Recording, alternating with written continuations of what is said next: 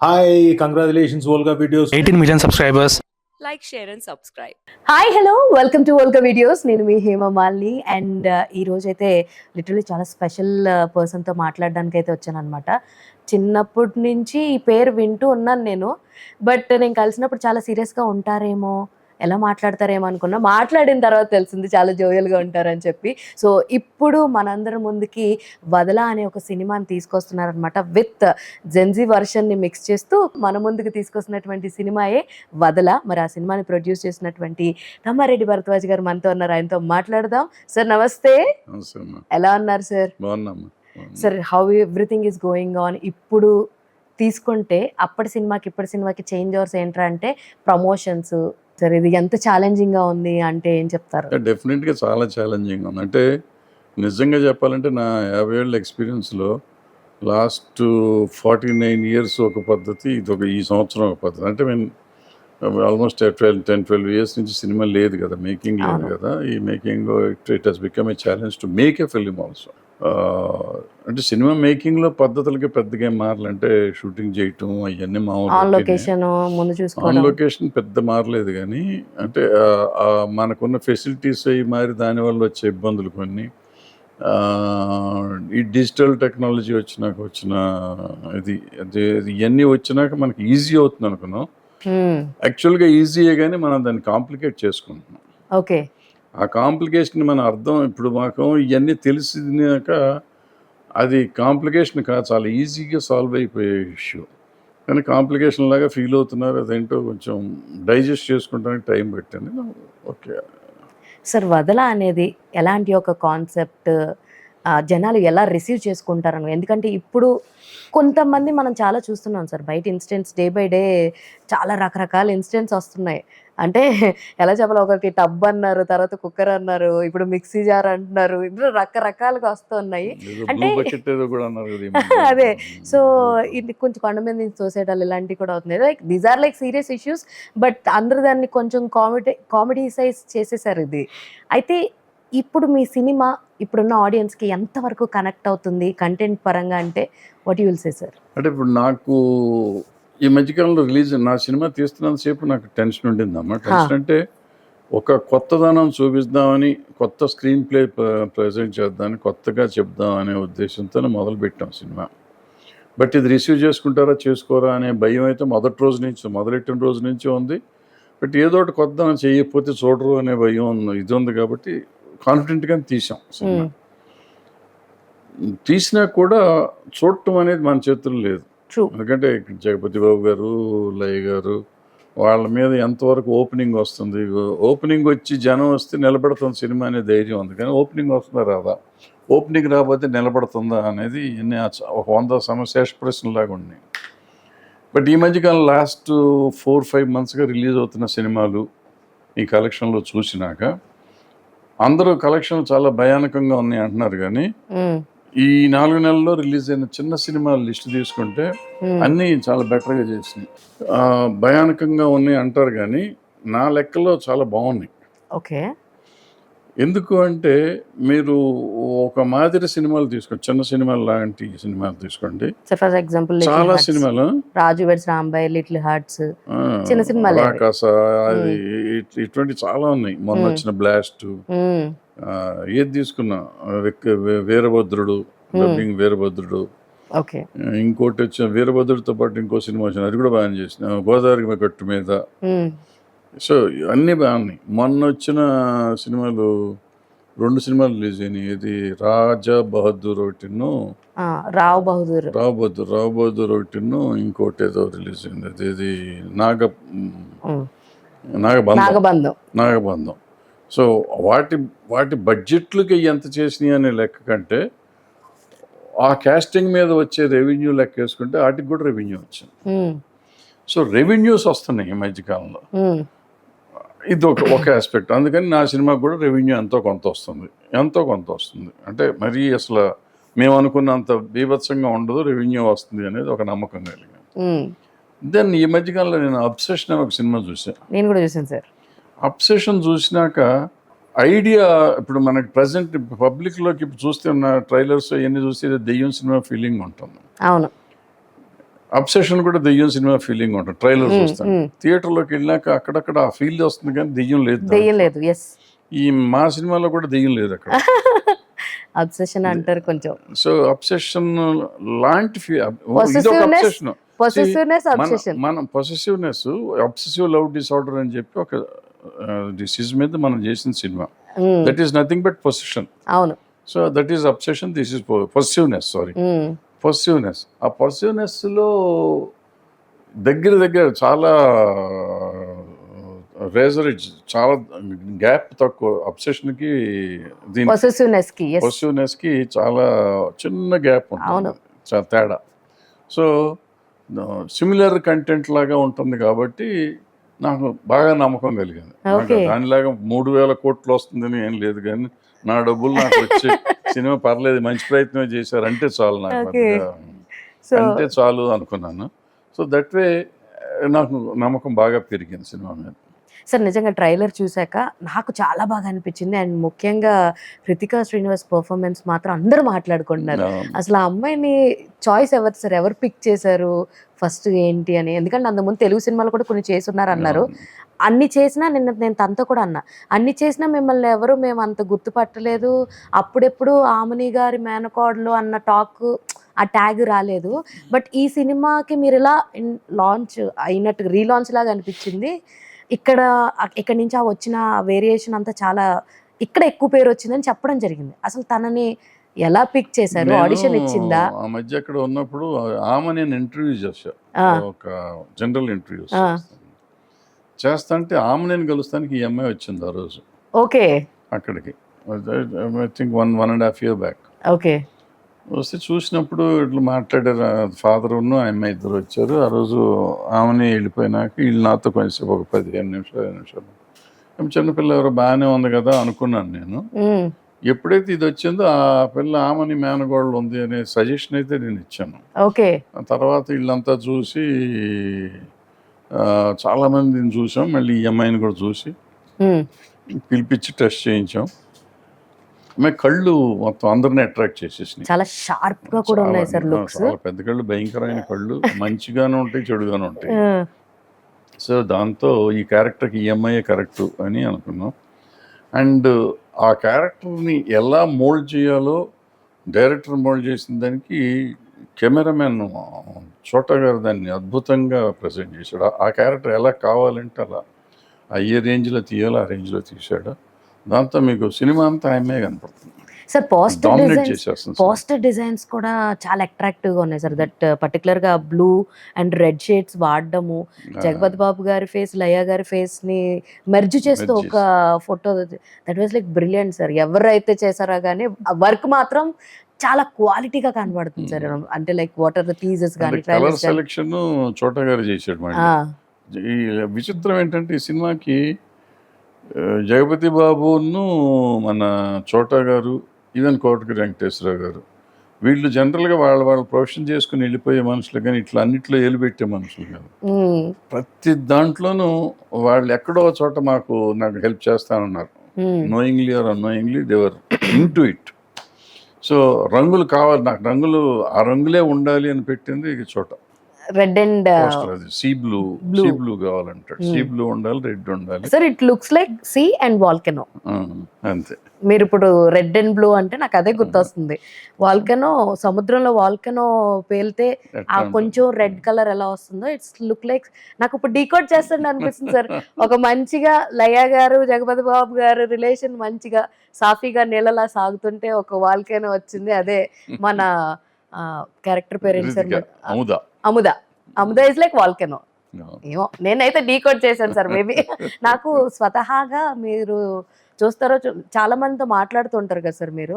చాలా మంది అమ్మాయిలు థ్రిల్లర్ సిస్టమ్ అంటుంటారు, అవునా కదా?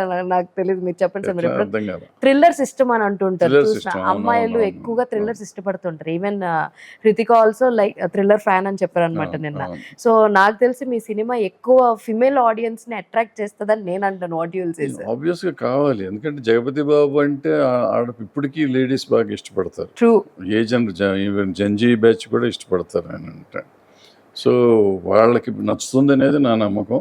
ఒరిజినల్గా ఆయనకున్న ఫ్యాన్స్ ఏజ్ ఒక మిడిల్ ఏజ్డ్ అమ్మాయిలు కూడా వాళ్ళకి అట్రాక్ట్ ఉంటారు కాబట్టి నాకు థియేటర్ లోపలికి వస్తే ఆటోమేటిక్గా నచ్చుతుంది అనే నమ్మకం ఉంది. థియేటర్కి రావటమే కష్టం, వస్తే మాత్రం డెఫినెట్గా అది అందరినీ సాటిస్ఫై చేస్తుంది సినిమా. సార్ ఇప్పుడు మీరు థియేటర్ మాట ఎత్తారు కాబట్టి మనం కాస్త థియేటర్ గురించి మాట్లాడుకుంటే చిన్న సినిమాలు వస్తున్నాయి సార్, అవి కంటెంట్ బాగుంటే హిట్ అవుతున్నాయి, దాని టాక్ వల్ల మౌత్ పబ్లిసిటీ వల్ల ఆడుతున్నాయి, మనం చూస్తున్నాం, కలెక్షన్ తెచ్చుకుంటున్నారు. బట్ ఇక్కడ సమస్య ఏంటంటే థియేటర్స్, చిన్న సినిమాలకి ఆశించినన్ని థియేటర్స్ రావట్లేదని ఒక వర్గపు లైక్ సినిమాలప్పుడు చిన్న సినిమాలు వాళ్ళు పర్టికులర్గా మాకు ఇన్ని థియేటర్స్ రావట్లేదు, కొన్ని కాంపిటీషన్ వల్ల పెద్ద సినిమాలు ఓకే రిలీజ్ అవుతున్నాయి బట్ మాకు తగినన్ని షోస్ పడట్లేదు అని అప్పుడు ఆ ప్రొడ్యూసర్స్ మాట్లాడడం మేము వింటూ ఉన్నాం సార్. మీరు దీన్ని ఎలా చెప్తారు మీ సినిమా పరంగా? ఇది నేను కూడా యాక్టివ్ ప్రొడక్షన్ చేసే అవును. రోజుల్లో నా పోతే పోయినప్పుడు కానీ లేదా మా పర్టికులర్గా ఈ సినిమా థియేటర్లు ఈ గొడవలన్నీ వచ్చిన టైంలో నేను ప్రతిఘటన తీసినప్పుడు కూడా నేను అనుకున్నాను నాకు 500 థియేటర్లు ఎవరేంటి, నాకెందుకు ఎవరు 2000 థియేటర్లు ఈ టైప్లో నేను అనుకుని నాకు కొంచెం ఇంకా వయసులోనే ఉన్నాం కదా, 12 ఏళ్ల కింద సంగతి. తర్వాత నాకు అర్థమైంది ఏంటంటేనమ్మా, యాక్చువల్గా ప్రతిఘటన సంగతి చెప్తాను. ఇవాళ మేమందరం షోలో ఏదో చూస్తా ఉంటే షో చూసాం, ప్రివ్యూ వేసా ముందు రోజు. ఓకే, వేస్తే బుక్ మై షో చెక్ చేసాం ఆ రోజు, చేస్తే 4 థియేటర్లు ఫుల్ కనపడ్డాయి. ఇక నేను నా చార్మి మేమంతా ఫుల్ హ్యాపీ, రేపు సినిమా మనది ఫుల్ అయిపోయిందని. పొద్దున్నే లేచి షో టైంకి థియేటర్ నుంచి ఫోన్, సార్ ఒక టికెట్ కూడా దిగలేదు సార్, ఏం చేయమంటారు సార్, షో క్యాన్సిల్ చేయమని. అదేందా నిన్న ఫుల్ అని చూపించారు ఇది క్యాన్సిల్ అంటారు ఏంటి అంటే, అది ఏదో డిఫాల్ట్ ఏదో మిస్టేక్ కాదు, ఏదో ఊరికే క్రియేట్ చేసింది ఏదో చేసాం, దానికి మొత్తం దెబ్బ కొట్టిందో లేకపోతే ఏమైందో తెలీదు. సో అంటే అది లేకపోయినా జనరల్గా వచ్చేవాళ్ళు రావాలి కదా. సో ఎక్కడ చాలా చోట్ల షోలు పడినా ఓపెనింగే లేదు దానికి సినిమాకి. అప్పుడు నేనేమనుకున్నానంటే, అప్పుడే కాదు జనరల్గా కూడా ఎప్పుడు మొదటి నుంచి కూడా నేను కన్జర్వేటివ్గా థియేటర్లు పడా చిన్న సినిమాలకి. మనం పోటీలు పడి వాళ్ళకి వచ్చినాయి కాబట్టి మనకు రావాలి థియేటర్లు అనుకుంటే రావాలి. అందుకే ఈసారి నేను బాగా తగ్గించి అవసరమైన వరకే వేస్తున్నాను. ఇప్పుడు ఎన్ని థియేటర్స్ అనుకున్నారు సార్? ఆల్మోస్ట్ మొత్తం ప్రపంచం అంతా కలిపి 200 థియేటర్లు. 200 థియేటర్లు. ఆ తర్వాత మౌత్ పబ్లిసిటీ ద్వారా ఇంక్రీజ్ అవుతుంది అన్న. శనివారం ఆదివారం ఎంత పెంచుకోవచ్చు కావాలనుకుంటే 1000 థియేటర్లు కూడా వెళ్ళొచ్చు మనం. అంటే జనం చూస్తానంటే ఎవరొద్దంటారు, థియేటర్ వాళ్ళకి అని చేదా? అదే కదా. ఇప్పుడు ఏమవుతుందంటే థియేటర్లో సినిమా వేసి నో షో పెట్టుకుంటే వాళ్ళకేం వస్తుంది పాపం. మనం థియేటర్ వాళ్ళ గురించి కూడా ఆలోచించాలి. ఇవ్వలేదు అంటారు, ఇస్తే ఇప్పుడు ప్రతిరోజు ప్రతి శుక్రవారం మీకు 7-8 సినిమాలు రిలీజ్ అవుతుంది తెలుగులో. అవును సార్. ప్రతి శుక్రవారం ఎన్ని సినిమాలకి థియేటర్కి జనం వస్తున్నారు? థియేటర్లకి ఇవ్వట్లేదు అన్నారు, ఇస్తేనే కదా వస్తున్నాయి. నిన్న 10వ తారీఖే ఆల్మోస్ట్ చాలా సినిమాలు ఉన్నాయి, చిన్న సినిమాలు. మనం ఇప్పుడు నోటితో లెక్కెడితేనే 4 సినిమాలు ఈజీగా వచ్చేస్తాయి. Hrudaya Murali, Lenin, love, next Vasudeva Sutam, 4 నుంచి 5 సినిమాలు. కానీ ఎన్ని సినిమాలు జనాలు చూడడానికి రెడీగా ఉన్నారు అంటే ఇవన్నీ ఊరికే అనుకోవటం అన్నమాట. నాకు థియేటర్లు ఇవ్వలేదు అంటారు. థియేటర్లు నాలాంటి ఇప్పుడు నేను నోన్ ఫిగరే మన సినిమాకి పడతలేదు. ఇంకా చాలా మంది ఇటువంటి ప్రొడ్యూసర్ల సినిమాలకు కూడా ఇక్కడ రావట్లా. అందుకని థియేటర్ ఇవ్వలేదు కదా. థియేటర్లు ఇవ్వకపోతే 250 సినిమాలు ఎట్లా రిలీజ్ అవుతాయి సంవత్సరానికి? ఇస్తున్నారు, థియేటర్లు ఫీడ్ అవ్వలేకపోతున్నాయి. థియేటర్లకు ఫీడింగ్ లేదు పాపం. దగ్గర 54 వారాలకి 52 వారాలకి 30 వారాలు ఫీడ్ అవట్లా థియేటర్. 22 వారాలు 23 లేకపోతే మ్యాక్సిమం 30 లోపు వాళ్ళకి ఫీడింగ్ ఉంటుంది, మిగతా అన్నీ ఖాళీగానే ఉంటుంది. సో వాళ్ళు ఎంత డిఫికల్ట్ ఫీల్ అవుతారు. మనం సినిమా తీసేసి వేయలేదు అంటాం, వేసినాక డబ్బులు చూడడానికి వచ్చే జనాలు కరెంట్ ఛార్జీలు ఎవరు ఇస్తారు? వాడి మెయింటెనెన్స్ జీతాలు ఇస్తారు కదా, జీతాలు డబ్బులు ఎవరు ఇస్తారు? వీళ్ళని నమ్ముకుని ఆ క్యాంటీన్ వాడు బస్ స్టాండ్ వాడు పెడతారు, వాళ్ళ పరిస్థితి ఏంటి? సో ఇన్ని రకరకాల దాని మీద ఆధారపడ్డ వాళ్ళందరికీ ఇబ్బంది జరుగుతుంది కదా. అది కూడా మనం ఆలోచించాలి. మన సినిమా పడలేదని పడినాక పోనీ మనం గ్యారంటీ ఇస్తామా ఇంత డబ్బులు వస్తాయని? మన మీద వాళ్ళు రిస్క్ చేయాలి, డబ్బులు మనం పెట్టి రిస్క్ చేయమంటే ఎట్లా చేస్తారు? సో ఇది రైట్ కాదు. అఫ్కోర్స్ మోనోపొలీ చేయటం వల్ల నష్టాలు ఉన్నాయి, అవన్నీ వేరే సంగతి, అది నిజమే. బట్ ఆల్ మోనోపొలీ చేసినా థియేటర్ ఫీడ్ అవ్వకపోతే మోనోపొలీ చేసినట్టు కూడా నాశనం అయిపోతాడు కదా. ఆయన Correct. బాపుకుంటాడు. కరెక్ట్. మొనోపలి చేసి అన్ని థియేటర్లు నాయే, నేను ఇవ్వను నీకు అంటాడు. ఇవ్వకుండా ఏం చేసుకుంటాడు? రెంట్ అయితే కట్టాలి, అంతే అది కదా. తీసుకుని ఎవరికో వాళ్ళకి దగ్గర తీసుకున్నాడు, రూపాయో పావులో తీసుకుని వాళ్ళకి కట్టాలి, కట్టాలి. మెయింటెనెన్స్ చెయ్యాలి. సో Staff ఎట్లా ని- ఇవన్నీ కావాలంటే చచ్చినట్టు సినిమాలు వేయాలి. ఉమ్, అన్ని సినిమాలు అని రావు, 20 వారాల నుంచి ఫీడ్ అయ్యే పెద్ద సినిమాలు లేవు, మార్కెట్ లేవు. అవును. ఏ సినిమా 3 రోజుల తర్వాత 4వ రోజు ఉంటుందా. వీకెండ్ లో వస్తేనే తప్ప లైక్ ఇప్పుడు సాటర్డే సండే. బాగా ఆడింది అనే సినిమా ఇప్పుడు మా ఇంటి బంగారం 3-4 వారాలు వస్తుంది. ఆ పెద్ద పెద్ద సినిమాలు సూపర్ హిట్లు అయ్యి 1000 కోట్లు చేసిన అన్న సినిమాలు 50 రోజులు దాటలా. సో అవన్నీ వచ్చినాయి ఇప్పటికి. 1000 కోట్ల సినిమాలు 7 సంవత్సరాల్లో బాహుబలి మొదలెట్టిన కాడి నుంచి ఇప్పటికి మనకు 6 సినిమాలు వచ్చినాయి. అంటే సంవత్సరానికి ఒక సినిమా కూడా పడలా. అదే. అవి 50 రోజులు వచ్చినాయి. అంటే ఒక సంవత్సరానికి ఒక సినిమా 50 రోజులు అంటే 7 వారాలు వచ్చింది. అది పడ్డ 4 థియేటర్, అన్ని థియేటర్లు ఉండవు 50 రోజులు కూడా. మళ్ళీ అవును. 5000 థియేటర్లు వేసాడు అనుకో, 100 థియేటర్లు ఆడుతుంది. 4900 థియేటర్లు ఆడదు కదా. సార్ లైక్ ఇదంతా కూడా ఈ నెంబర్ గేమ్ని మీరు ఎంత నమ్ముతారు సార్? ఇప్పుడు చాలాసార్లు చూసాం, ఇప్పుడు నాగవంశీ గారు కావచ్చు, లేదంటే దిల్రాజు గారు కావచ్చు, కొన్ని ఇంటర్వ్యూలు ఇస్తున్నప్పుడు మేము వ్యూస్ కొనుక్కుంటున్నాం, మేము బుక్ మై షో రేటింగ్లు ఇది చేసుకుంటున్నాం అని చెప్పేశారు పబ్లిక్ ప్లాట్ఫామ్స్ మీద. ఇంటర్వ్యూల దగ్గర వాళ్ళిద్దరూ మెన్షన్ చేయడం అయితే జరిగినాయి సార్. సో ఈ నెంబర్ గేమ్ని మీరు ఎలా తీసుకుంటారు సార్? How you take? అసలు ఒక సినిమా నిజంగానే హిట్ అయిపోయి అన్ని డబ్బులు వస్తే ప్రొడ్యూసర్కి ఎంత వస్తుంది అన్నది కూడా నెంబర్ కొనుక్కోవటం వల్ల వచ్చే పెద్ద పోయేదే ఉండదు. 1,50,000 2 లక్షలు ఉంటారు ఎంత కొనుక్కుని. దానివల్ల ఏదో కొంపలు మునిగిపోతాయి వచ్చేస్తాయి అనేది ఏం లేదు. కానీ ఆడితే డబ్బు చాలా ఉంది, ఆడకపోతే ₹1,00,000 కూడా ఎక్కువ పోయేది. వాళ్ళకి ఏంటంటే వాళ్ళు పెద్ద పెద్ద సినిమాలు కాబట్టి, మీరు చెప్పిన 2 పేర్లు, వాళ్ళు ఎన్ని 100 కోట్ల సినిమాలు కాబట్టి వాళ్ళకి ₹1,00,000 ₹2,00,000 చాలా స్మాల్ అమౌంట్. Okay, peanuts. అందుకని they don't mind buying it. But వాళ్ళు మనకు చేసిన సహాయం ఏంటో తెలుసా? ఈ నెంబర్లన్నీ ఫ్రాడ్ అని వాళ్ళు మనకు చెప్పారు. వాళ్ళంతటి వాళ్ళు ప్రమోట్ చేసారు ఈ నెంబర్ని. వాళ్ళు ఇప్పుడు ఇది అబద్ధం, మేము కొనుక్కుని చేస్తున్నాం, డబ్బులు ఇచ్చేస్తున్నాం వాళ్ళే చెప్పారు. మాలాంటి వాళ్ళు తన ఎత్తి మీద పాలు పోసినట్టు అయింది. ఎందుకంటే ఈ కొని అనవసరంగా మనం కూడా వాళ్ళు చేశారు కాబట్టి మనం చెయ్యాలా అనే ఫీలింగ్ వచ్చి ప్రజలు ఇప్పుడు నమ్మట్లే ఆ నెంబర్ని. అవును సార్, ఆ నెంబర్ని ప్రజలు నమ్మట్లే. అందుకే మీకు ఈ సంవత్సరంలో చిన్న సినిమాలు అన్నీ మీకు 2 కోట్లు వచ్చినాయి, 3 కోట్లు వచ్చినాయి, 5 కోట్లు వచ్చినాయి, 10 కోట్లు వచ్చినాయి, 40 కోట్లు, లిటిల్ హార్ట్స్ 40 కోట్లు వచ్చింది. సో ఇట్లా ప్రతి సినిమాకి ఎంతో కొంత డబ్బు వస్తుంది. అవి నమ్మారు అనుకోండి, వీటన్నిటికీ డబ్బులు వచ్చాయి కదా. అవును ఇక్కడ అక్కడ రేటింగ్ లేకపోయినా ఈ సినిమాలు అన్నిటికీ డబ్బులు వచ్చినాయి. సార్, ఇప్పుడు ఈ ఓటీటీ వచ్చిన తర్వాత థియేట్రికల్ బిజినెస్ దెబ్బతింటుంది అంటున్నారా, లేదంటే మంచిగానే ఉంటుందని అంటారా? What is your opinion sir on this? మంచిగానే ఉంటున్నాం. అంటే థియేట్రికల్ బిజినెస్ కింద దానికి సంబంధం, theatrical experience is always an experience. True. ఇప్పుడు ఫర్ ఎగ్జాంపుల్ ఒక బాహుబలి, లేకపోతే ఒక కల్కి, లేకపోతే మొన్న వచ్చిన నరసింహ యానిమేటెడ్ ఫిల్మ్, ఇవన్నీ మీరు థియేట్రికల్ ఎక్స్పీరియన్స్ వస్తుంది. కానీ ఇక్కడికి వెళ్తే మన ఓటీటీలో చూస్తే మనకి అంత రాదు సార్. అంతే, లార్జర్ స్క్రీన్ ఎక్స్పీరియన్స్ రాదు. అవును. ఇప్పుడు మన సినిమా ఉంది, డెఫినెట్గా నాకు ఇది ఓటీటీలో బాగుంటుంది. ఓటీటీ కంటే థియేటర్ ఎక్స్పీరియన్స్ ఆ సైజులో మీరు చూస్తుంటే డిఫరెంట్గా ఉంటుంది సినిమా. ఆ సౌండ్ అన్నీ డిఫరెంట్గా ఉంటాయి. చాలా చిన్న సినిమా మనం తీసింది, బట్ ఆ థియేటర్కల్ ఎక్స్పీరియన్స్కి బాగుండే సినిమా ఇది. సో అలా అంటే ఓటీటీస్ వల్ల మేజర్గా ఎటువంటి ప్రాబ్లం లేదు అని అంటారు? ఉంటుందమ్మా కొంత. వాళ్ళు ఉన్నారు, సో మన థియేటర్ భరించలేక ఓటీటీ వచ్చినప్పుడు చూద్దాంలే 4-5 వారాలు ఆగిపోయే వాళ్ళు చాలా మంది ఉంటారు. 5 to 10% ఉంటారు. అంటే ఇప్పుడు ఏమైపోయిందంటే మనకి ఈ తగ్గటం వల్ల తగ్గినంత ఇది రేషియో టికెట్ రేట్లు పెరిగినాయి మనకి. అవును సార్. అంటే వాళ్ళు పెంచి మనం ఎక్స్ట్రా పెంచుకునేది కాదు, ఒరిజినల్ గానే పెరిగినాయి. ₹150 వచ్చేసినాయి. మనకి ₹60 ఎంత ఉండేది, మల్టీప్లెక్స్ కి వెళ్తే ₹200 రెగ్యులర్ రేట్స్ వచ్చేసినాయి.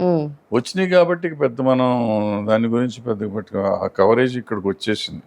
ఎక్కడైతే తగ్గిందో అక్కడిక్కడ కవర్ అయిపోయింది, అందుకని పెద్ద పట్టించుకోకర్లేదు. సార్ డూ యూ థింక్ ఇప్పుడు పెద్ద సినిమాలు వస్తున్నాయి అనగానే సో సడన్గా షోలు కావాలంటారు, ఎక్కువ షోలు కావాలంటారు, ఎర్లీ మార్నింగ్ షోస్ కావాలంటారు, టికెట్ రేట్ పెరగాలి ఇన్ని రోజులు, అట్లీస్ట్ ఒక 3 days 4 days లేదా 1 week మాకు టికెట్ రేట్స్ హైక్ కావాలని చెప్పి మెన్షన్ చేయడం, అటు ఏపీలోను ఇటు తెలంగాణలోను రిక్వెస్ట్ చేయడం జరుగుతుంది. కొన్నిసార్లు అది అవుతుంది. ఇదే కాన్సెప్ట్ చిన్న సినిమాలకి రావట్లేదు. ఐ మీన్ టికెట్ రేట్స్ కానీ ఇది కానీ అదే అవ్వట్లేదు. వాట్ యూ థింక్ ఇలాంటి ఈ వే ఆఫ్ నాశనం అయిపోతారు చిన్న సినిమాల వాళ్ళు. చిన్న సినిమాకి ఇప్పుడు మనం ఉన్న టికెట్ రేట్కే జనం రాక కొన్ని సినిమాలు 99 రూపాయలకి అమ్ముతున్నారు, మీకు అవును తెలుసా? అవును అవును సార్, అవును. సో మనం 99 రూపాయలకి మా టికెట్ అని చెప్పి మన ఆమె జనాన్ని పిలుచుకున్న పరిస్థితుల్లో నేను టికెట్ రేట్ పెంచాను అనుకో, ఆ సినిమా అది కూడా రారు, వచ్చేవాడు కూడా రాడు కదా. అందుకని అసలు అది మనం ఆ ప్రయత్నమే చేయకూడదు, ఆ ప్రయత్నం అనవసరం. పెద్ద సినిమాకి ఏంటంటే గ్లామర్ ఉంటుంది, ఆ హీరో కోసం వాళ్ళు టికెట్ పెట్టేవాళ్ళు కొంతమంది తయారవుతారు. నేను పలానా హీరో సినిమా ఫస్ట్ డే చూశాను అని చెప్పి ఫేస్బుక్లోనూ ట్విట్టర్లోనూ ఇన్స్టాగ్రామ్లో పెట్టుకుని వాళ్ళ సెల్ఫీలు తీస్తే వచ్చే ఆనందం వేరు ఉంటుంది. వాళ్ళు చూస్తారు సినిమాలు. ఈ మన సినిమాకి ఆ సెల్ఫీ తీసుకునేంత మూడ్ ఉండదు కదా ఈ చిన్న సినిమాలకి. దానికి ఎందుకు రేట్లు పెంచమని అడగటం వేస్ట్ మనకి. వాళ్ళ కోసం అది ఆ రేట్లు పెంచేది, వాళ్ళ ఇది తీర్చుకోవటానికి రేటు పెంచుకుని వీళ్ళు క్యాష్ చేసుకో, వాళ్ళ వీక్నెస్ వీళ్ళు క్యాష్ చేసుకుంటారు. సార్ అపార్ట్ ఫ్రమ్ చిన్న సినిమా అన్నది పక్కకు పెడితే కాసేపు, ఇప్పుడు ఒక పెద్ద బడ్జెట్ సినిమా స్టార్ట్ అయింది అనుకోండి సార్, ఇప్పుడు బడ్జెట్స్ అన్నీ పెరిగిపోయినాయి ఏదైనా సరే. సో అందులో చాలా అంత ఇంక్రీజ్ అయిన బడ్జెట్లో చాలా వరకు హీరో రెమ్యునరేషన్కో ఎవరికో ఒకరికి హైయెస్ట్ పెయిడ్ వాళ్ళకి వెళ్ళిపోవడం వల్ల ప్రొడ్యూసర్ అన్న వాళ్ళు నిజంగానే ఒక సేఫ్ జోన్లో ఉన్నారా అంటే what you will say sir? Safe జోన్లోనే ఉంటారమ్మా. ఇప్పుడు ఏంటంటే ఎవరికి ఎంత పోయినా పెద్ద సినిమాకి వచ్చేటప్పటికి హై బడ్జెట్ సినిమాలు, పెద్ద సినిమా హై బడ్జెట్ సినిమాలకు వచ్చేటప్పటికి they have got so many options of revenues. Say OTT, satellite, Hindi dubbing, overseas. ఈ 4 మార్కెట్లు మీరు చెప్పే సోకాల్డ్ లో బడ్జెట్ సినిమాకి లేవు. వీటికి వీళ్ళు గ్యారంటీ ఉంది, డెఫినెట్గా ఓటీటీ పోతుంది హై బడ్జెట్ సినిమాకి, డెఫినెట్గా శాటిలైట్ పోతుంది. అంటే వాళ్ళు అడిగిన రేట్లు రాకపోవచ్చు, ఒక రేట్ వస్తుంది. సో వీళ్ళు బుద్ధిగా బడ్జెట్లో చేసుకుంటే హై బడ్జెట్ కూడా బడ్జెట్లో చేసుకుంటే వాళ్ళ బడ్జెట్. నేను 100 కోట్ల సినిమా 400 కోట్లు తీస్తే వీళ్ళు ఇచ్చినా కానీ చాలా పోతాను. 100 కోట్ల సినిమా 125 కోట్లకు తీయ, 10 కోట్లు ఎక్కువ పెట్టు కావాలంటే, అప్పుడు నీకు వస్తుంది. ఈ మూడిట్లోనే నీకు మేజర్ 80% పైన నువ్వు కవర్ అవుతావు.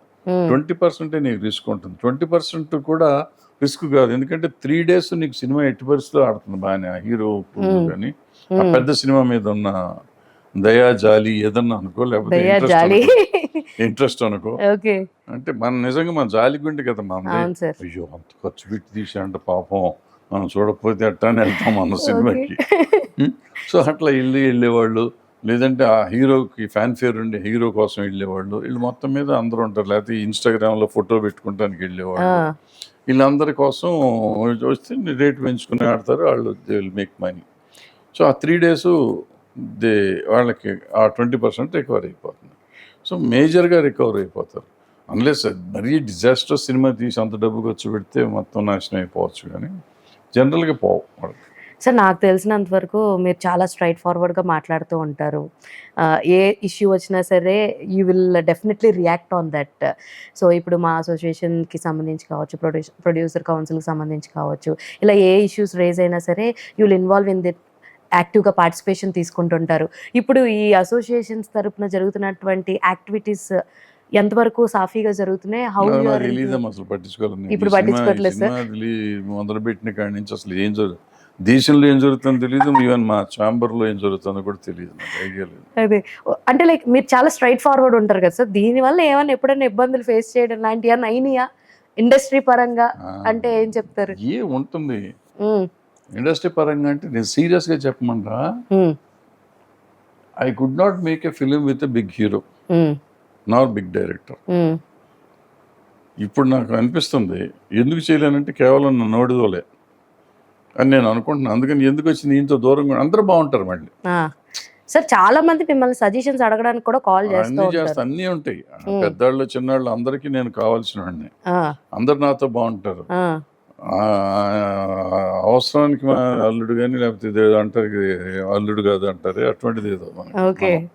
సో అన్నిటికీ నేను కావాలి తప్ప ఆకు అరటికి కరేపాకులాగా అనమాట.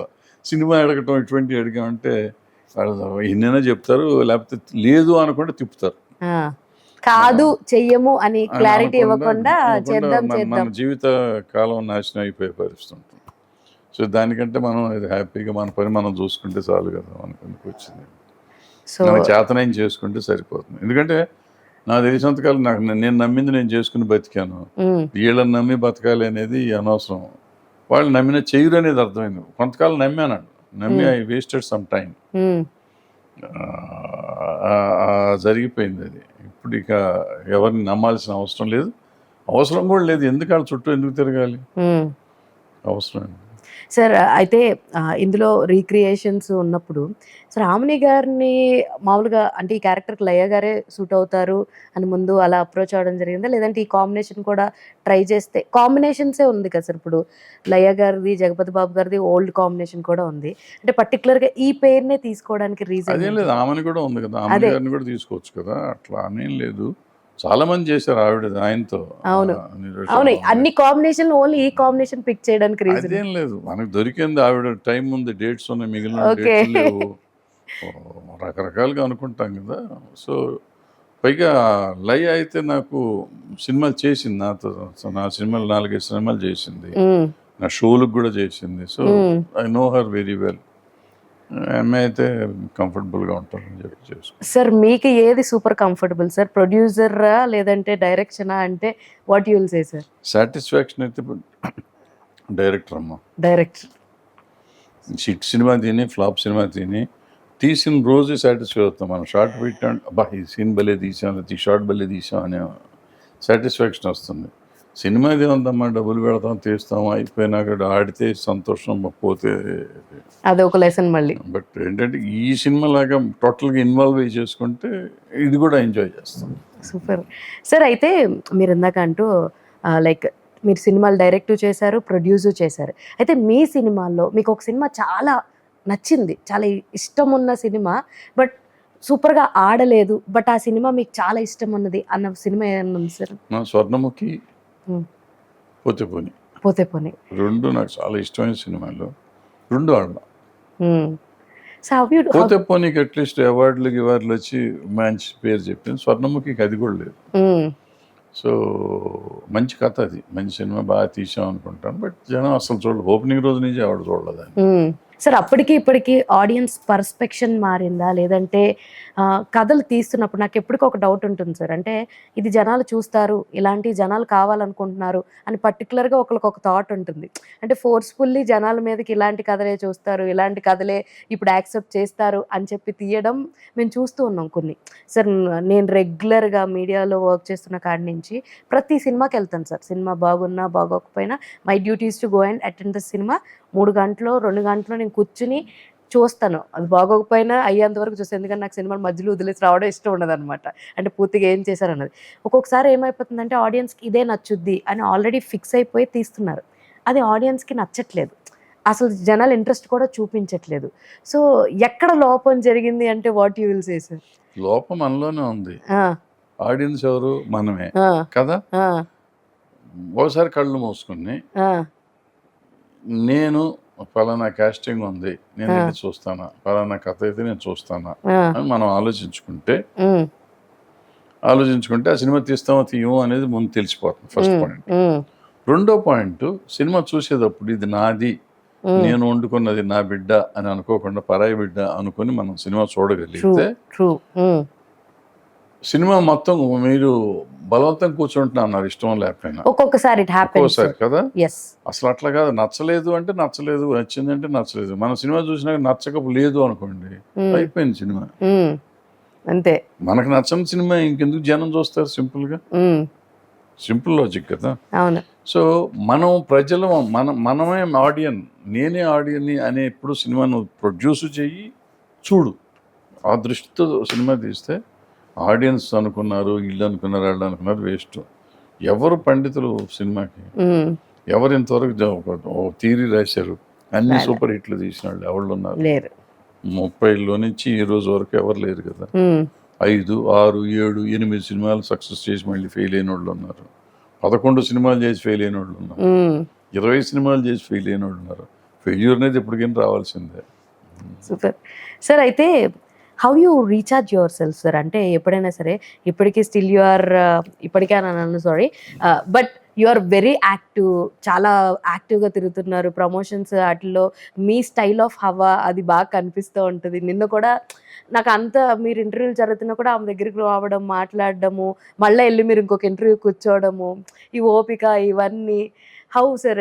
ఏ ఎనర్జీ మిమ్మల్ని డ్రైవ్ చేస్తుంది ఏంటి అంటే ఏం చెప్తారు? అంటే నాకు లవ్ వర్కింగ్, మా పని లేకపోతే చచ్చిపోతాను నేను. పిచ్చి వచ్చేస్తుంది కదా సార్ చాలా ఖాళీగా mental కూర్చోవాలంటే. వస్తుంది. సో ఏదో ఒకటి కావాలి, చేస్తున్నాం. సో అది మంచా చెడా ఏది అని ఇప్పుడు చాలా మంది అంటారు, నాకు ఏదో కెమెరా పిచ్చి, మీరు కనపడితే మాట్లాడేస్తూ ఉంటాను, ఏదో వాగుతూ ఉంటాను అన్నారు. కానీ somehow I like something. ఇప్పుడు మీరు ఏదో అడుగుతూ ఉంటారు, ఒక్కోసారి ఏమి పిచ్చి అడుగుతా అంటే ఇరిటేషన్ వస్తుంది. బట్ నాకు ఒకటేమో టైం పాస్ అవుతుంది, రెండోది నేను రీఛార్జ్ అవుతూ ఉంటాను. ఇప్పుడు మనిషికి ఎగ్జాస్ట్ కావాలి, షుడ్ మీట్ పీపుల్. నేను బయటికి రాకుండా నా దగ్గరికి మీరు వస్తాం, లేకపోతే నేను మీ దగ్గరికి వస్తా ఉంటే మనం సమాజానికి దగ్గర అవుతున్నాం, ప్రజలకు దగ్గర అవుతున్నాం తెలియకుండా. సో మన తెలియకుండా, తెలుసో తెలియకుండానో ఒక 50 ఏళ్ళ నుంచి ప్రజలకు దగ్గర అయ్యి ఉన్నాం. సో ప్రజలు మనల్ని ఒక రకంగా మెచ్చుకుంటాం అంటే నాకు ఒక ఉన్నారు. సో వాళ్ళు నేను సాటిస్ఫై చేయగలిగినప్పుడు ఎంతకాలమైనా చెయ్యొచ్చు కదా. సో అదే మన ఎనర్జీ, నా వరకు నాకు అదే ఎనర్జీ. సార్ ఇప్పుడు రీసెంట్ డేస్లో వచ్చిన సినిమాల్లో మీకు నచ్చిన సినిమా ఏంటి సార్? మీకు అరే ఈ సినిమా బాగుంది, ఎగ్జిక్యూషన్ కావచ్చు, టెక్నికాలిటీస్ కావచ్చు, లేదంటే యాక్టర్స్ పరంగా కావచ్చు, అలా మీకు నచ్చిన రీసెంట్ డేస్లో మీరు చూసిన మీకు నచ్చిన సినిమా ఏంటి అంటే ఏం చెప్తారు సార్? నాకు దురంధర్ పార్ట్ 1 బాగా నచ్చింది, దురంధర్ పార్ట్ 2 అసలు నచ్చలా. ఓకే. రాజు వెడ్స్ రాంబాయి ఒకటి బాగుంది. అట్లాగే సుమంత్ సినిమా ఒకటి వచ్చింది, వాళ్ళది ఈటీవీ వాళ్ళు, అనగనగా టీచర్ ఫార్మాట్లో, విపరీతంగా నచ్చింది. అట్లా ఉన్నాయి, పేర్లు గుర్తు రావట్లేదు మనకి, కానీ ఈ మధ్యకాలంలో నచ్చిన సినిమాలు ఉన్నాయి, చాలా ఉన్నాయి. సార్ మీకు ఎక్కువగా ఎలాంటి కథలు చెప్పడం అంటే ఇష్టం? ఎందుకంటే మీ చాలా వరకు సినిమాలు చూసుకుంటే మంచి మెసేజ్ ఓరియంటెడ్గా, ఆల్రెడీ పబ్లిక్లో చాలా వరకు మనకి చుట్టుపక్కల జరిగే ఇన్సిడెంట్స్ని తీసుకుని అవి మోల్డ్ చేసి దాన్ని కథగా కన్వర్ట్ చేసి చెప్పడం మేము చూస్తున్నాం.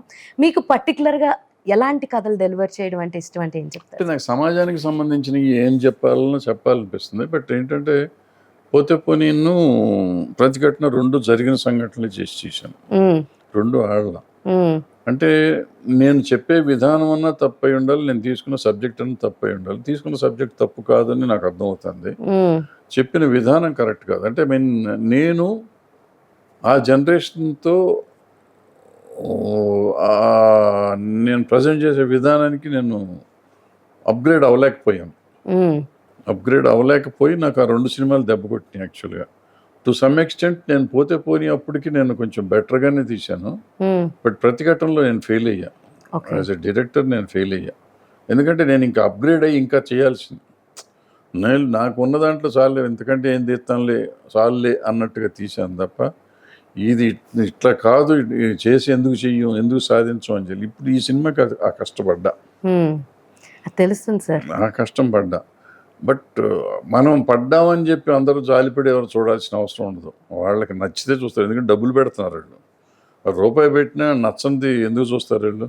అంతే కదా సార్. సో బట్ వాళ్ళు చూడాలి అనే ఒక కసితో వాళ్ళని ఎట్టి పరిస్థితుల్లో ఈ సినిమా చూడనివ్వాలి అనే దాంతో పనిచేసాం. నేను కానీ, చోటా గారు కానీ, జగపతి బాబు గారు కానీ, శృతిగా కానీ, లయ గారు కానీ. లయ పెర్ఫార్మెన్స్ అద్భుతంగా ఉంటుంది. అసలు ట్రైలర్ లో ఒక చోట ఆవిడ అరుస్తారు సార్, ఏదో పగలు కొట్టేసి చేతి, అసలు భలే ఉంది సార్ లిటరలీ. అంటే నాకు నిజం చెప్తున్నా సార్, నాకు థ్రిల్లర్స్ చాలా ఇష్టం.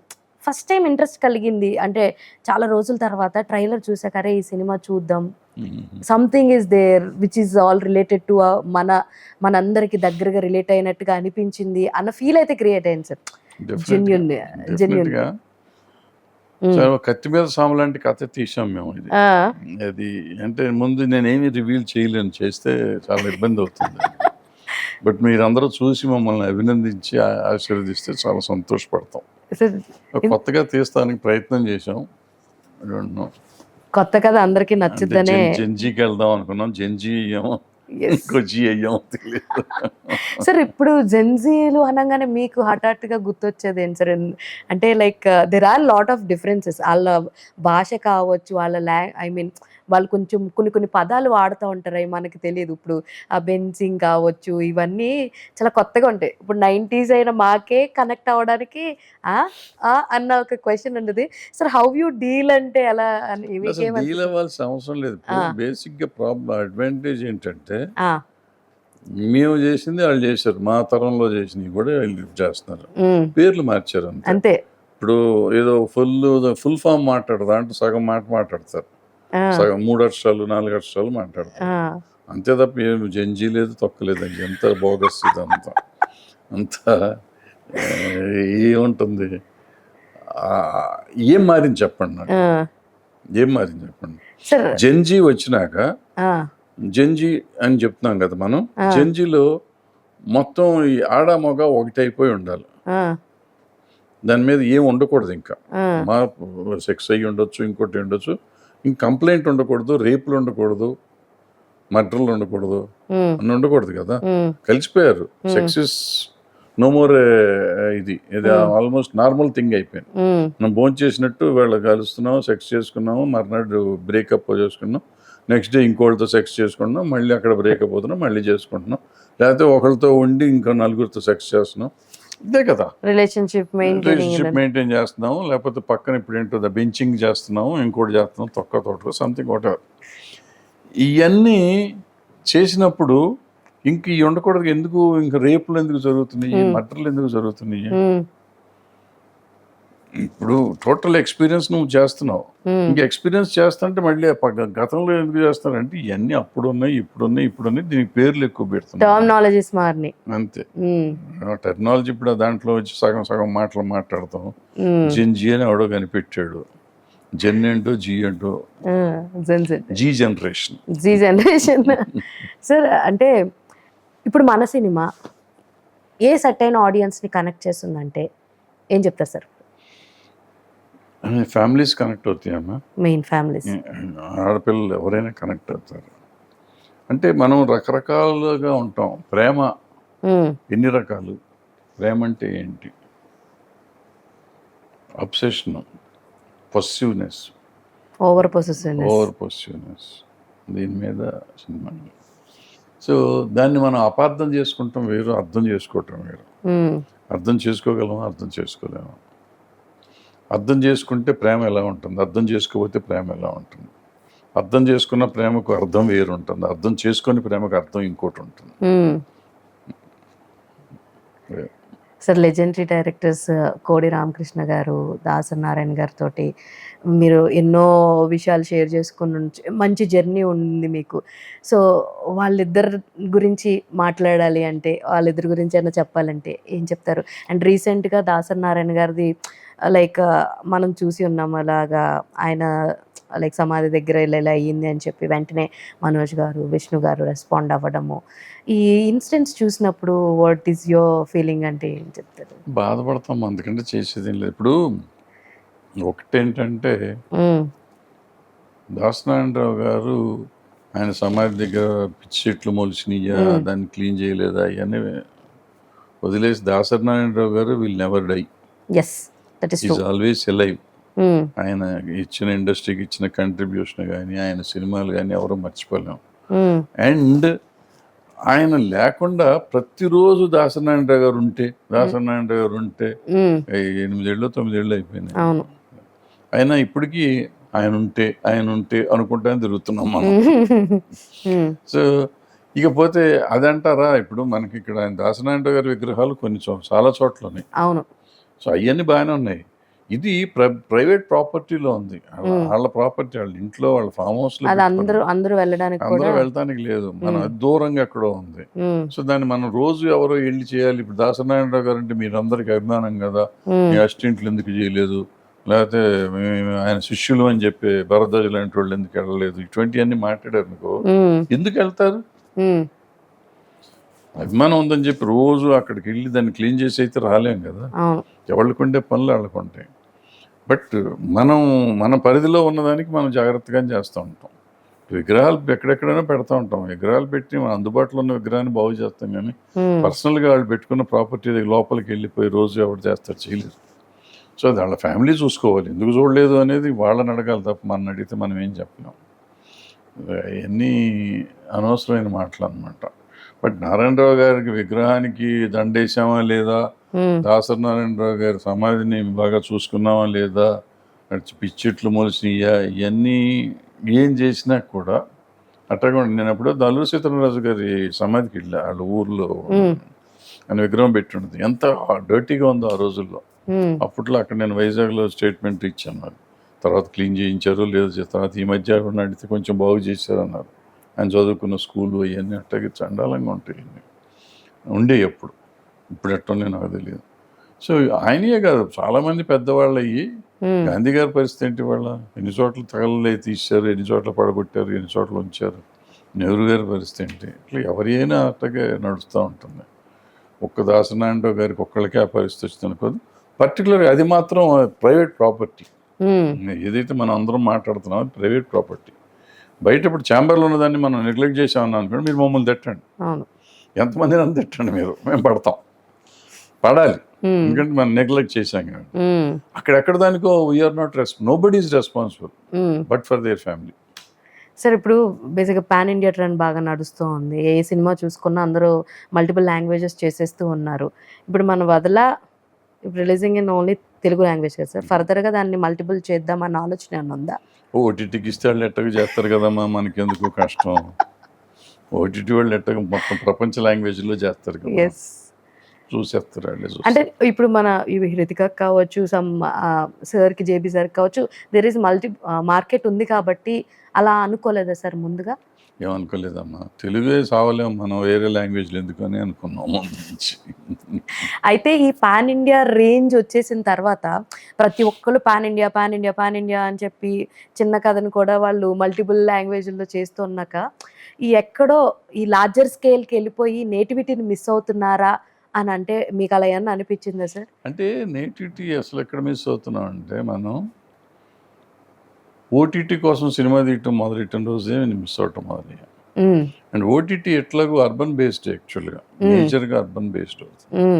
సో అర్బన్ కథలు కావాలి అని ఓటీటీలోంచి ఇప్పుడు మనం పంచకట్టు కథలు తీసాం. పంచకట్టు అనేది మనకు తెలియకుండా చేసాం. మన భాషను మనం సరిగ్గా మాట్లాడే పరిస్థితి. ఇప్పుడు వెళ్ళావా, వచ్చావా, కళ్ళు బాగున్నాయ్యా, ఈ మాటల్లో ఒక లా పలకలేని పరిస్థితిలో ఉంది తెలుగు వాళ్ళ సినిమాలో.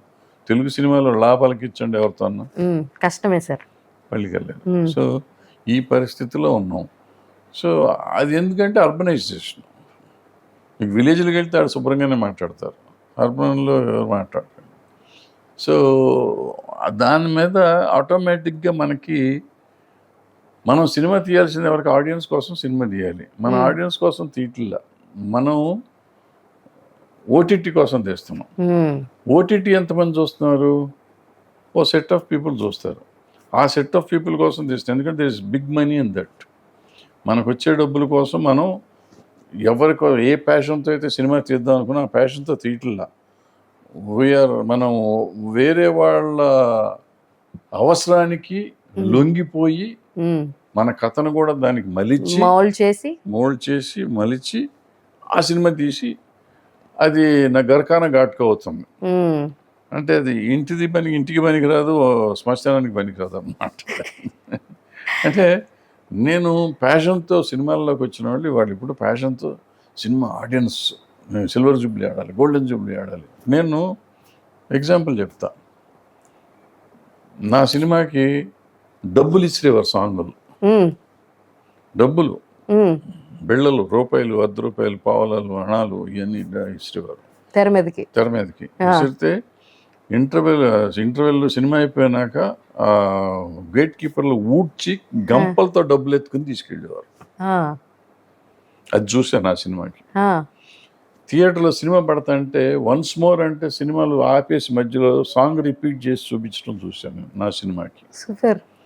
నా సినిమాకి బళ్ళు కట్టుకుని రోడ్లు బ్లాక్ అయిపోయి బళ్ళతో సినిమాకి వచ్చిస్తే సినిమా చూసిన వాళ్ళని చూసారు. చూసిన వాళ్ళని చూసి నా సినిమాకి బయట సినిమాలు కాదు. ఇవన్నీ అవకాశం జరిగినాయి, బట్ నా సినిమాకి కూడా జరిగినాయి.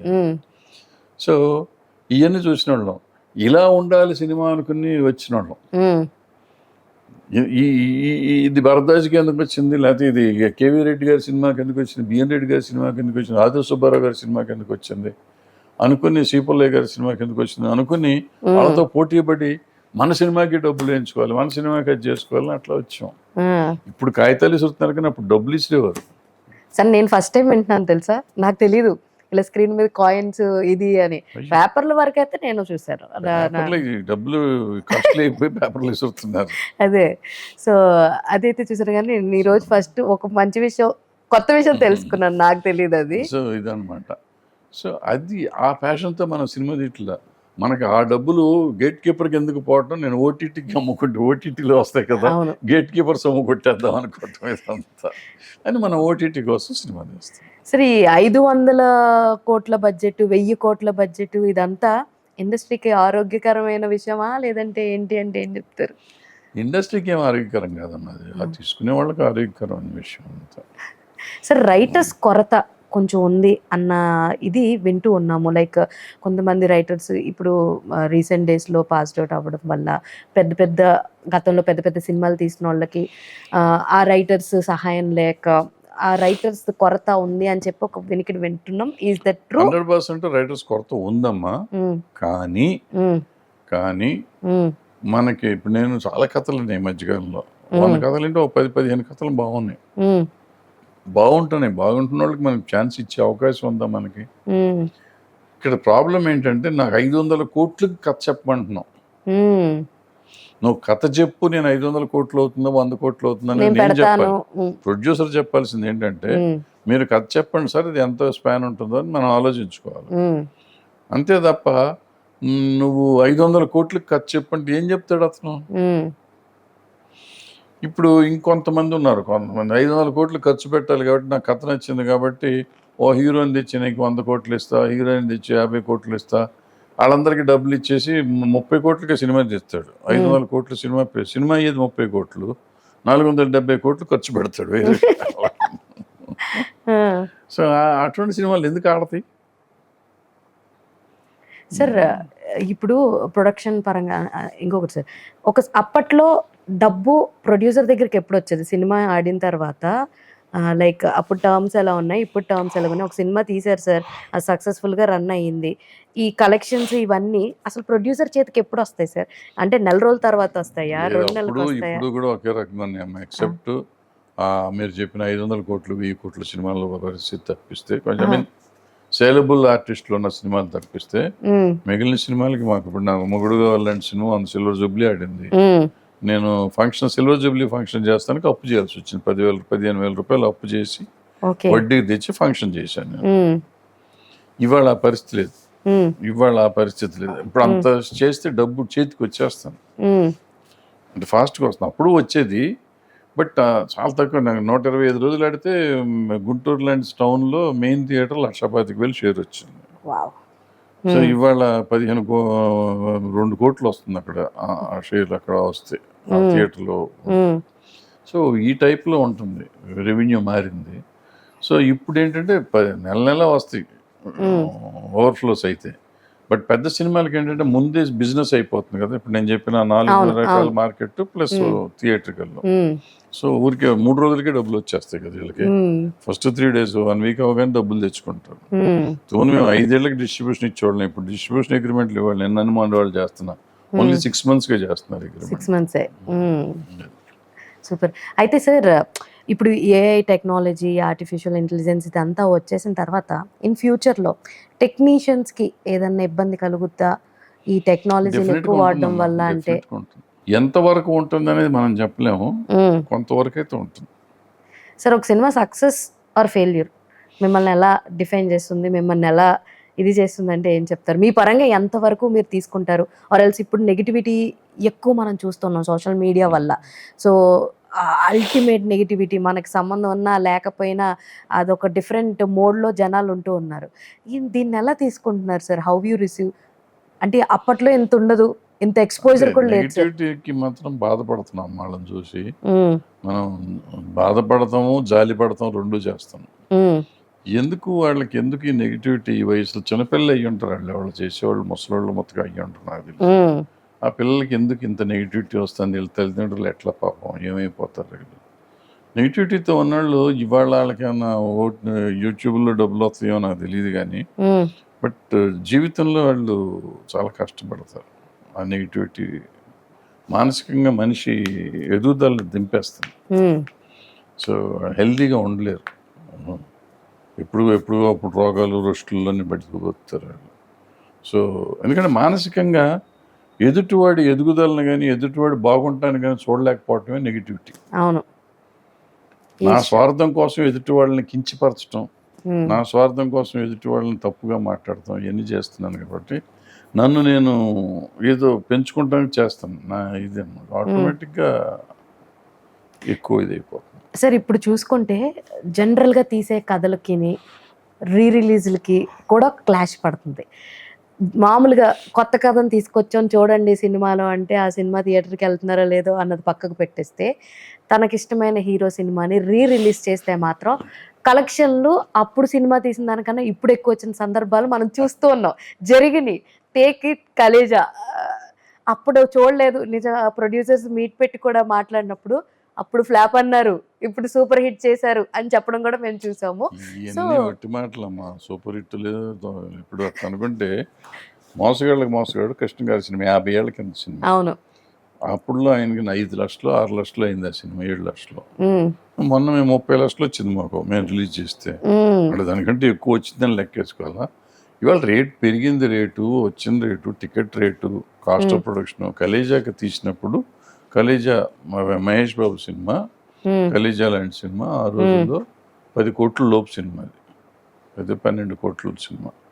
ఇవాళ మహేష్ బాబు సినిమా మినిమం 100 కోట్లు అవుతుంది. ఇప్పుడు వారణాసి వదిలేండి 100 కోట్లు అవుతుంది.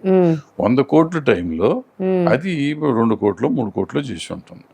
ఈ ఇన్ని రోజులు ఆగిపోయి వచ్చినాక ప్లస్ దాని షార్ట్స్ గిట్స్ ఓటీటీల్లో, ఓటీటీ కాదు టీవీల్లో బాగా వచ్చి దాని కామెడీ పండి అంతా వచ్చినాక దాని మీద మహేష్ బాబు సినిమా లేకపోవటంతో ఆ టైంలో పడితే 2 కోట్లు 3 కోట్లు వచ్చింది.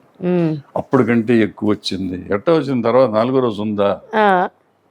మొదటి రోజు ఫ్యాన్స్ ఎక్కబడి చూసేసారు, డబ్బులు కనపడ్డాయి. 2వ రోజు 3వ రోజు ఆదివారం వచ్చింది, చూసేసారు, అయిపోయింది. సోమవారం బుస్ అయిపోయింది. సార్ మీరు చూసారా ఈ రిలీజ్ అప్పుడు జనాలు అక్కడికి వెళ్ళి మురారి రిలీజ్ అప్పుడు పెళ్లిళ్ళు చేసుకోవడం కావచ్చు, ఈ మధ్యన థియేటర్ లో పాటలు వెళ్ళి డాన్స్లు వేయడాలు, హౌ యూ సీ సార్ ఇవన్నీ? జంజీ సి మేజర్గా ఈ జంజీతో ప్రాబ్లం ఏంటంటే they wanted some kind of exposure. అంటే డిఫరెంట్గా కనపడాలి. నేను I should be noticed somewhere other, recognised అవ్వాలి, పర్టికులర్ గా స్పాట్ లైట్ లో ఉండాలి. మురారి సినిమా తీకిను పెళ్లికి సంబంధం ఏంటి? వెళ్ళి అక్కడ పెళ్లి చేసుకోవటం థియేటర్ లో చేస్తే ఇప్పుడు మీరు మాట్లాడుతున్నారు 2 ఏళ్ల కింద జరిగిన సంగతి ఇది, మీరు ఇప్పుడు మాట్లాడుతున్నారు. వాళ్ళు మామూలుగా ఆ విషయం ఎవరో మాట్లాడుకోవాలి. సో వాళ్ళకి అది కావాలి. ఇప్పుడు కూడా ఎందుకు సినిమా మార్నింగ్ షో ఎంతకి వెళ్ళిపోయి సెల్ఫీ పెట్టుకొని నేను సినిమా చూసానని పెడతాం, అవసరమా? అదే టికెట్ కొనగానే ఫస్ట్ డే టికెట్ కొంటారు, బుకింగ్ అడ్వాన్స్ బుకింగ్లో కొనగానే అది పెడతారు ఇన్స్టాగ్రామ్లో, తింటారు ఐ వాట్ ద టికెట్. ఇప్పుడు రేపు ఇది అవుతుంది, అది ఏం సినిమా, ఇంగ్లీష్ సినిమా అవుతుంది, అది నేను కూడా పేరు మర్చిపోయాను సార్, ఇదిలో క్రిస్టోఫర్ నోలన్ గారి సినిమా. దానికి ఇప్పుడు టికెట్లు ఉన్నాయంటే ప్రతిదీ ఇప్పుడు అది పెద్ద టికెట్ దొరికినాడు గొప్పోడు ఇప్పుడు. అవును, ఆ సినిమాకి చాలా విపరీతమైన మైలేజ్ ఉంది యాజ్ ఆఫ్ నో. సార్ నిజంగా ఈ రివ్యూస్ అన్నది సినిమాని కిల్ చేస్తుందా యాజ్ ఆఫ్ నో ఇప్పుడున్నటువంటి దాంట్లో? నాకు తెలిసినంత కిల్ చేయవు. నాకు I don't believe in that. నా సినిమా బాగోపోతే రివ్యూ రాసినా రాయిపోయినా చచ్చిపోతుంది. నా సినిమా బాగోపోతే సినిమా అద్భుతం అని రాసినా చచ్చిపోతుంది. సినిమా బాగుంటే బాగోలేదని రాసినా ఆడుతుంది, చావదు. సింపుల్. సార్ ఇన్ ఫ్యూచర్లో ఒకవేళ మీ బయోపిక్ ఎవరన్నా తీస్తే? నాకు మళ్ళీ బయోపిక్ తీయటం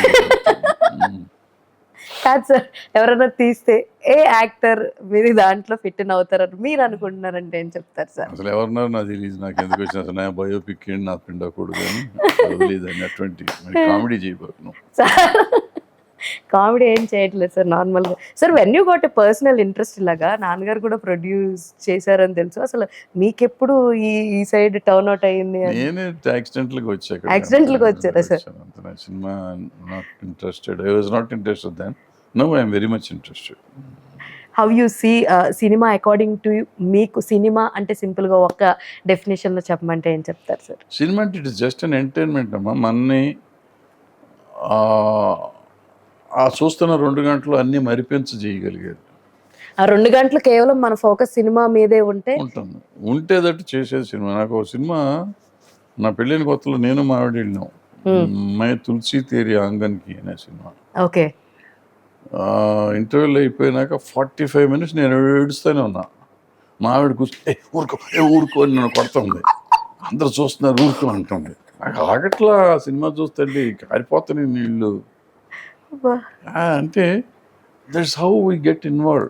ప్రసాద్, ఎల్వి ప్రసాద్ గారు ఒక సినిమా తీశారు, స్మితా పాటిల్ది, ఫ్లాప్ అయింది సినిమా. బట్ ఆ సినిమా చూసి ఆ సినిమాలో కూడా ఏడుతున్నాను. ఇట్స్ అయిపోయినాక నేను రమేష్ ప్రసాద్ గారి దగ్గరికి వెళ్ళి సినిమా కథ నాకు ఇచ్చేయండి, నేను కొనుక్కు తీస్తాను సినిమా అన్నా. అంటే వద్దు హిందీలోనే అన్నా నువ్వు, ఎందుకంటే అప్పుడు నేను అన్నా మీ నాన్నగారు నిత్య కళ్యాణం పస్తోరణం ఫ్లాప్ అయిన సినిమా కొని దాదీమా అని సూపర్ హిట్ చేశారు కదా, నేను చేస్తాను కదా, వద్దొద్దు నువ్వు అన్ని చెప్తావు, నువ్వు ఇప్పటికీ చాలా పోగొట్టుకున్నావు, తీయొద్దు నేను ఇవ్వను పో అన్నాడు. సార్ అసలు మీరు చెప్తుంటే భలే అనిపిస్తుంది సార్. నాకు ఇన్ని చెప్తుంటే ఏ సినిమాకి మీరు ఎక్కువ కనెక్ట్ అవుతారు సార్? ఎమోషనల్గా ఉన్నదా లేదంటే మీకు? పిచ్చి కామెడీకి విపరీతంగా ఎంజాయ్ చేస్తా కామెడీ సినిమా. ఎమోషన్ సినిమాకి అంత ఈక్వల్గా ఎంజాయ్ చేస్తాం. ఏడుపు వచ్చేస్తుంది, మాట డైలాగ్ వస్తే కూడా ఏడుపు వస్తుంది, సీన్ వస్తే ఏడుపు వస్తుంది. సార్ మీరు ఏడుపు వస్తుంది అంటే ఏంటి అసలు? నేను ఇమాజిన్ చేసుకుంటుంటే సార్ ఎందుకు ఏడుస్తారు, నాకు గంభీరంగా కనిపిస్తారు. అన్నమయ్య క్లైమాక్స్ ఇప్పుడు అప్పుడప్పుడు జెమిని టీవీలో లాస్ట్ సాంగ్స్ 15 నిమిషాలు వేస్తారు. అవును, వేస్తే అది చూస్తే ఏడుస్తాను ఉంటాను నేను. సార్ ఇక్కడ నుంచి వదల తర్వాత నుంచి కన్సిస్టెంట్గా మీ నుంచి సినిమాలు మేము చూడొచ్చా? తీయాలని అనుకుంటున్నానమ్మా, జరగాలి కదా, నా చేతుల్లో లేవు. ఇప్పుడు వాళ్ళ ఫైనాన్షియల్ కండిషన్స్ వేరుగా ఉన్నాయి. అప్పుడు మా రోజుల్లో అంటే సినిమా తీసేసేవాళ్ళం ఉన్నా లేకపోయినా. ఇవాళ అట్లా కాదు, unless we have a suitcase మొత్తం డబ్బు పట్టుకొస్తేనే. But anyways I enjoyed a lot sir, చాలా బాగా అనిపించింది నాకైతే. Thank you so much and all the very best for Vadala sir. నేనైతే చాలా ఈగర్గా వెయిట్ చేస్తున్నా. ఈసారి డెఫినెట్గా మీరు పెట్టిన మీ పైసలు పక్కా ప్రాఫిట్ 10 times రిటర్న్ రావాలని మనస్ఫూర్తిగా కోరుకుంటున్నాను. All the very best sir. Thank you అమ్మా, thank you very much. So చూసారు కదా, ఇది ఇవాళ ఇంట్రెస్టింగ్ ఇంటర్వ్యూ. మరో ఇంటర్వ్యూతో మళ్ళీ కలుసుకుందాం. అప్పటి వరకు చూస్తూనే Olga videos. This is your Hema Malini signing off. Bye.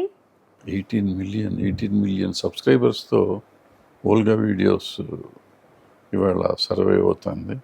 ఎప్పుడు నా చిన్నప్పటి నుంచి ఉన్నారు ఈ ఓల్గా వీడియోస్. వీళ్ళు ఇవాళ ఇంత ఎదుగుతానికి వాళ్ళు పడ్డ శ్రమ కానీ కృషి కానీ కంగ్రాచులేట్ చేస్తూ 18 మిలియన్ వ్యూవర్స్ వచ్చినందుకు congratulations once again. Thank you. By.